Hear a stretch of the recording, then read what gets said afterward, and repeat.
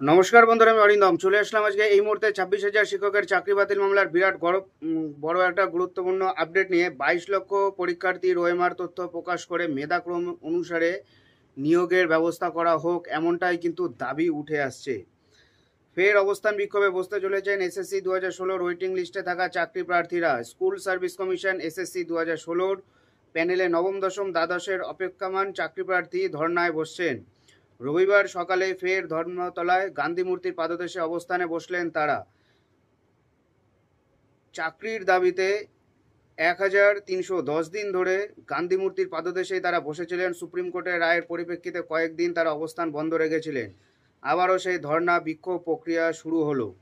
তাদের মধ্যে অভিষেক সেন বলে একজন আছেন, তিনি বলেন 2016 সালের প্যানেল বাতিল হওয়ায় আমরা সব থেকে বঞ্চিত, যোগ্য হয়েও 17 রকমের দুর্নীতির ফলে নিয়োগ থেকে বঞ্চিত হয়েছি। নিয়োগে ব্যাপক দুর্নীতির অভিযোগে 2016 সালের পুরো মেধা তালিকা বাতিল করেছে দেশের সর্বোচ্চ আদালত সুপ্রিম কোর্ট। এর ফলে চাকরি বাতিল হয়েছে 26,000। যদিও যোগ্য প্রার্থীরা ইতিমধ্যে শিক্ষামন্ত্রী ব্রাত্য বসুর সঙ্গে বৈঠক করে চাকরির দাবি জানিয়েছে। ব্রাত্য বসু 22 লক্ষ পরীক্ষার্থীর ওএমআর প্রকাশ নিয়ে বার্তাও দিয়েছেন। ওয়েটিংয়ে থাকা চাকরি প্রার্থীদের দাবি 22 লক্ষ পরীক্ষার্থীর ওএমআর তথ্য প্রকাশ করে মেধাক্রম অনুসারে নিয়োগের ব্যবস্থা করা হোক। এদিকে সদ্য সুপ্রিম কোর্টের নির্দেশে চাকরি হারানো এসএসসি প্রায় 26,000 জন শিক্ষক ও শিক্ষাকর্মী যোগ্যদের নামের তালিকা প্রকাশ করার দাবি জানিয়ে আসছেন।